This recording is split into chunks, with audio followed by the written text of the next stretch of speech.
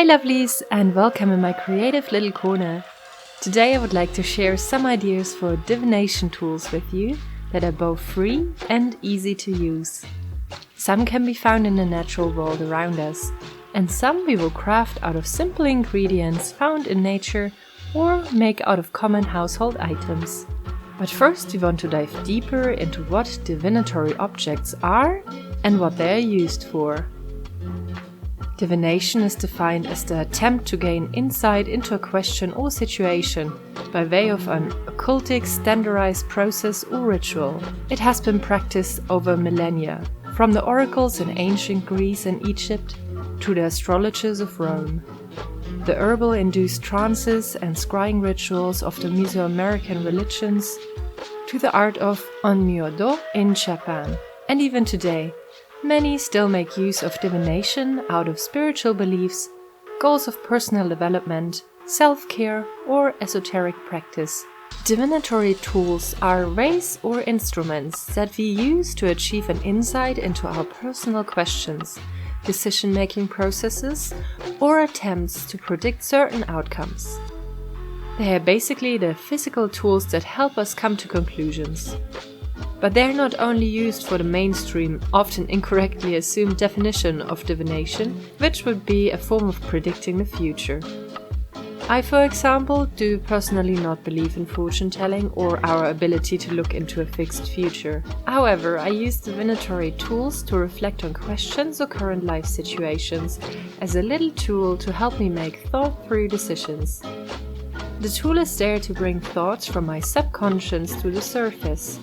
Gives me insight and inspiration to look at a situation from different points of view, opens mental doors or clears the thought process blockages by revealing fresh perspectives. Divinatory tools can also be used to look further into your own emotions, subconscious opinions, inflexible thought patterns and more, and are therefore a great instrument for shadow work as well. The most common and well-known method in the Western world for divination is probably tarot. And later on we will discover 3 options to still read tarot even if you have no tarot deck available to you. But every culture has its own traditions and tools when it comes to divination, and a lot of them are readily available and very interesting in their own workings. Today I will be sharing some of those with you.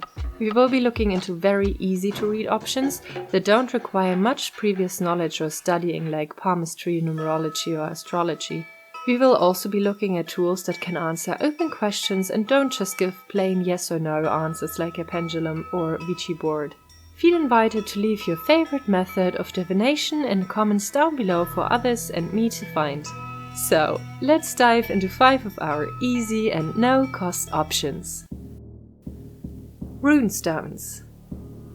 Runestones are the letters of a set of ancient runic alphabets of the Germanic languages before the introduction of the Latin alphabet. There is historic evidence that suggests that next to being used as a way of writing, runes have also occasionally served for divinatory purposes, or have been used in a similar way as we use sigil magic today, for example on swords for battle. Nowadays, runestones are a modern way of working with rune magic as a way to practice divination. Now, in order to make your own free set of runestones, you will first have to find flat round stones, best some river pebbles that you can find in shallow water at the shores, as they are washed nice and smooth. The amount to collect depends on the rune language you pick. Here I went with the Elder Futhark. The stones are found close to my hometown along the Danube, in a magical looking area with many Celtic historic finds. So for me they have an extra deep meaning and just feel more special than anything I could buy in a store. We now want to either engrave or paint every stone with a single rune. Each rune has a specific meaning that you could easily Google. And now you can use your set. There are many different techniques to work with runestones, as there are with tarot cards, and I will describe some of them in an upcoming video. So don't forget to subscribe to learn more about the art of rune reading.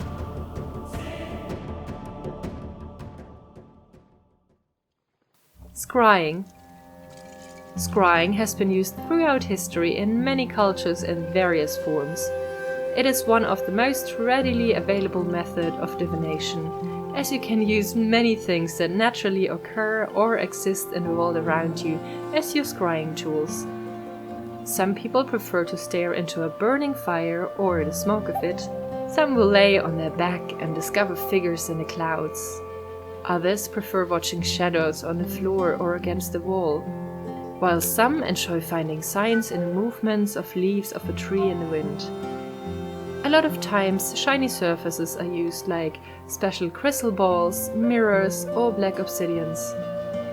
Now with this method you can go straight outside and start, but you can also fairly easily craft a scrying mirror. A black mirror that you stare into until all your distracting thoughts are gone. For that you just need a picture frame and black paint. You paint the inner surface of the glass, the one closer to the back to the picture frame, all over with black paint and let it dry.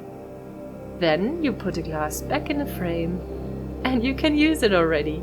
You focus on staring and fixating on the object in front of you, getting yourself almost in a trance-like state, and then let the imagination and association of the perceived figures flow free. Now with this method you obviously are much freer in interpretation and don't really have a manual to refer to. So you need to use your intuition and interpretation for figures you can make out. If your mind stays blank, you can however also look up common meanings of certain symbolisms that you have seen and see if that would fit into your personal reading, or just to give your thoughts a little nudge in one direction.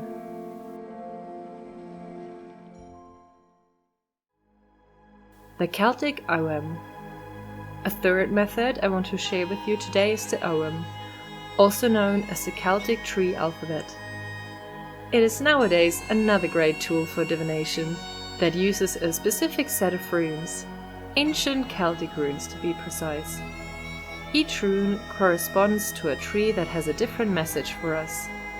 To gather all ingredients for this tool to get it as matched to the original source as possible might require some more time and effort, but it can be incredibly rewarding and will deliver a high-quality handcrafted instrument that you can enjoy for many years. As every rune in the Ogham corresponds to a different tree, we want to find all of the trees and pick a twig, best in the same kind of thickness and length. Please be sure to harvest responsibly and do not harm the tree. And also, please be aware that you might not be able to find every single tree in every part of the world. But you could also just substitute all the sticks you can easily find. Now we want to carve a little bit of the bark off and can then either draw on it or use a wood burning tool to burn in the rune. As with the Runestones, every tree has its own meaning that you can look up online, and the use of both methods has many similarities. Hot Beverage Divination. My next tip is another free and easy tool that can be used every day without much extra effort. Assuming that you also enjoy your cup of tea or coffee in the morning, the only thing you might need to change is how you brew your beverage of choice, as we require medium fine, loose tea or coffee grounds. This is similar to the scrying method and is therefore again a form of divination that might require a higher level of imaginary power or intuition.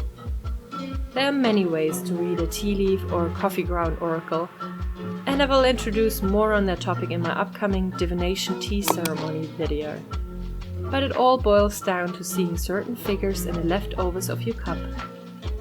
In order to use this method, you brew your own beverage with a spoonful of tea or coffee grounds in a cup, white or light colored on the inside. Drink it mindfully with your question in mind and then turn it over. Let it dry for about 3 minutes and flip it around again to start the reading in the leftover tea leaves or coffee grounds. Tarot. My last tip for today is how to read tarot without having actual tarot cards available to you. Now there are 3 easy options to do so. The first one would be to download a free tarot app. There are many out there, for example the Full Stock Tarot Sampler, which is amazing as it presents you with several very pretty decks as well as the card's meaning. Another one would be the Moodworks Tarot Free, which uses the classical Rider-Waite's illustrations, as well as explanations for each card. This one is, however, only available on Apple devices. It might not feel quite as magical as pulling a physical card, but we are, after all, living in the century of technology, so why not use the tools available to us? If you do prefer real cards, there are, however, two more options. Chances are that you are having a deck of regular playing cards laying around somewhere. And these can actually quite easily be used as a substitute tarot deck. This is an amazing option if you are broom-closeted or if you want to read tarot in public without anyone knowing what you do. So how it works is basically that each suit corresponds to either the pentacles, cups, swords or wands in a regular tarot deck. I linked your website down below where you can look up how exactly it works and what each card corresponds to in a regular tarot deck. The name and meaning of each card can be looked up online. I highly recommend Biddy Tarot as it has extensive description and interpretation of every card. If you're a bit crafty, you could of course also make your very own set of tarot cards. All you need for that is a stable paper or carton that you can cut in equal cards or squares. You could even buy blank playing cards if you are into DIY projects. I have linked you some down below. And now you can draw a picture for every card and meaning that truly speaks to you in its expression and meaning. It is a great little project to do over several weeks, especially to wind down and relax, let your creativity flow free, and also really learn the meaning of each card as you're creating, bonding and pondering over it. Now, these were my low-cost, easy witchcraft tips for today. If you'd like to see more tips on how to practice divination with free and easy tools, or sustainable witchcraft in general, don't forget to subscribe, as I will be uploading a part 2 of this soon. I hope you found this helpful. If you have any questions, please feel free to ask. I wish you a magical day. See you soon!